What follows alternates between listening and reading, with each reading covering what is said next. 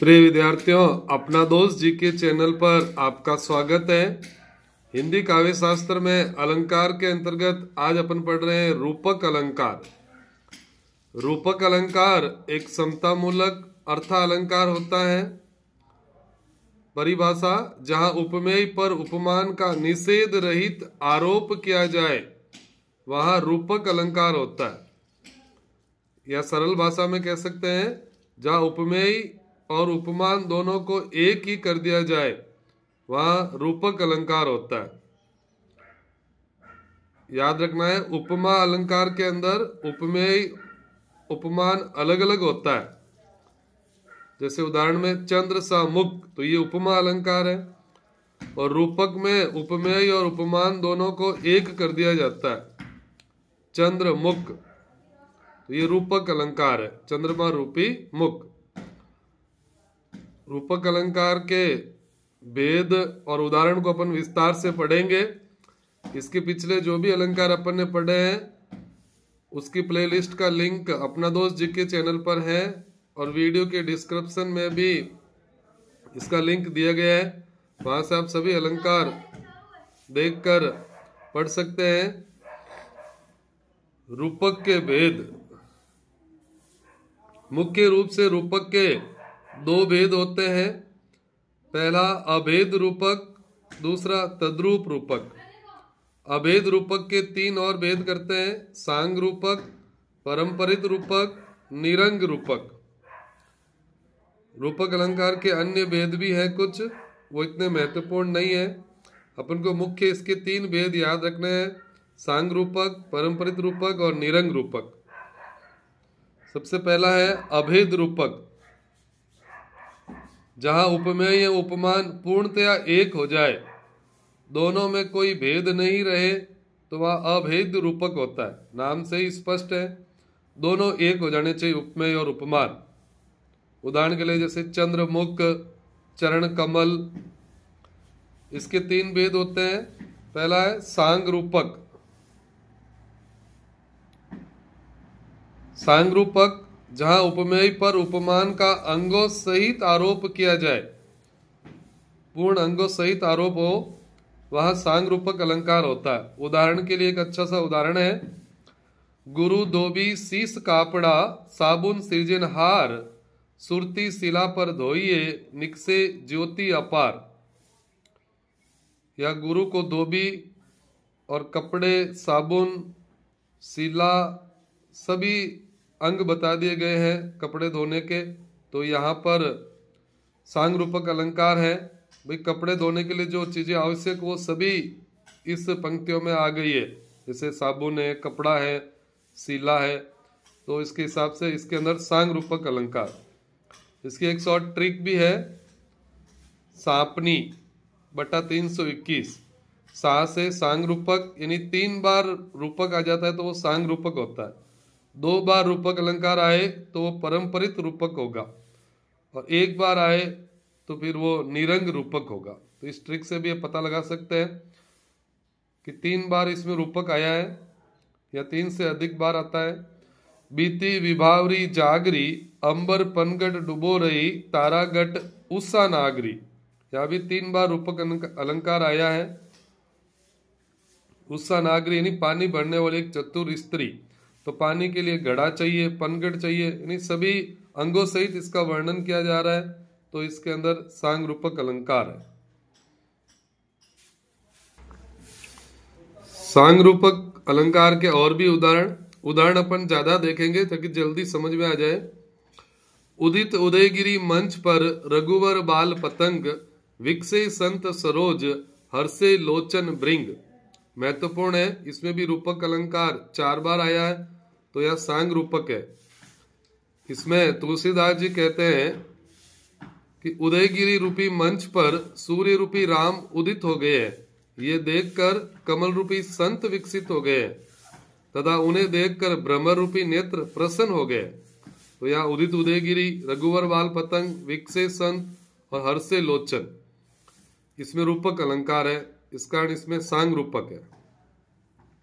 अगला एक उदाहरण: नारी कुमुदिनी अवध सर, रघुवर विरह दिनेश, अस्त भय प्रमुदित भई निरखी राम राकेश, इसमें भी सांग रूपक अलंकार है। छंद सोहटा सुंदर दोवा बहुरंग कमल कुल सोहा, अरत अनूप सुभाव सुवासा सोई पराग मकरंद सुवासा। विभिन्न प्रकार के कमल बता दिया गया है। तुलसीदास जी रामचरित मानस के बारे में लिखते हैं कि इसके छंद सोहटा सुंदर इन सब दोहों को विभिन्न प्रकार के कमल बताए गए और इन कमलों की जो सुगंध है वो ही अनूप है और उन्हीं को पराग और मकरंद भी बताया गया। तो इसमें सांग रूपक अलंकार। एक और उदाहरण है, सखी नील नभ सर में उतरा ये हंस आहा तीरता तीरता, अब तारक मुक्तिक शेष नहीं निकला जिनको चरता चरता। हे सखी, नीले आसमान रूपी तालाब में ये सूर्य रूपी हंस तीरता तीरता निकल रहा है और अब तारे रूपी मोती शेष नहीं है, ये उनको चरता चरता निकल रहा। तो हंस के संदर्भ में यहाँ सांग रूपक अलंकार है, मोती है, तालाब है, हंस है।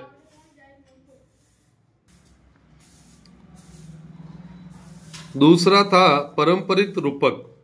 सांग रूपक के उदाहरण अपन ने पढ़ लिए। परंपरित रूपक, जहां बाद में आने वाला रूपक अलंकार पहले आए हुए रूपक पर आश्रित हो, वह परंपरित रूपक होता है। इस ट्रिक से भी याद रखना है, 3 बार रूपक आता है तो सांग रूपक, 2 बार आता है तो परंपरित और 1 बार आता है तो निरंग। उदाहरण देखते हैं परंपरित रूपक के। जय जय गिरिवर राज किशोरी, जय महेश मुख चंद चकोरी। मुख चंद और चकोरी यानी पहले शिव जी के मुख को चंद्रमा बता दिया, इसलिए पार्वती के नेत्रों को चकोर बताया। तो यहां पहले आया हुआ रूपक अलंकार बाद में आने वाले रूपक अलंकार पर आश्रित होता है। यदि इसमें मुख को कमल बताते तो फिर नेत्रों को भ्रमर बताना पड़ता, क्योंकि चकोर नहीं बता सके, क्योंकि चंद्र के कारण चकोर बताया। तो ये आश्रित रूपक है, इसलिए इसको परंपरित रूपक कहेंगे। और उदाहरण देखते हैं। राम कथा सुंदर कर तारी, संशय विहग उड़ावन हारी। 2 बार रूपक आया है तो बिल्कुल परंपरित होगा, यानी राम की कथा को हाथ की सुंदर ताली बता दिया पहले, इसीलिए शंका को पक्षी बताया है। यानी राम की कथा एक सुंदर ताली है जो शंका रूपी पक्षी को उड़ाने वाली है। यानी परंपरित रूपक में अपन को ध्यान रखना है कि आपस में संबंध बताने वाले रूपक आएंगे, जैसे कमल का भ्रमर से, चंद का चकोर से, जल का मछली से, नाद का हरिण से, दीपक का पतंगा से संबंध होता है। उदाहरण देखते हैं। माया दीपक नर पतंग, भ्रमी भ्रमी इवे पड़ंत, कहे कबीर गुरु ज्ञान ते एक आध उरंत। माया को दीपक बताया, इसलिए मनुष्य को पतंगा बताया। कुछ और उदाहरण है जिन्हें आप वीडियो में पॉज करके पढ़ सकते हैं।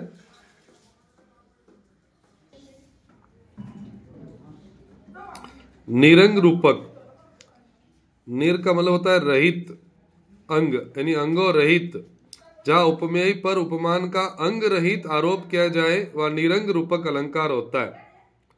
उदाहरण। भजमन चरण कमल अविनाशी, या परमात्मा के कमल रूपी चरणों का भजन, या कमल के साथ उसके अंग भ्रमर, सरोवर, सूर्य आदि नहीं आए तो ये निरंग रूपक है। तुलसी मन मंदिर में विहिरे, यानी मंदिर रूपी मन में। हरि मुख मृदुल मयंक, हरि के मुख को चंद्रमा बताया गया है, चंद्रमा के अन्य अंग इसमें नहीं आए, तो अंगों के बिना ही रूपक अलंकार आता है, यानी एक बार ही आएगा तो निरंग रूपक होगा।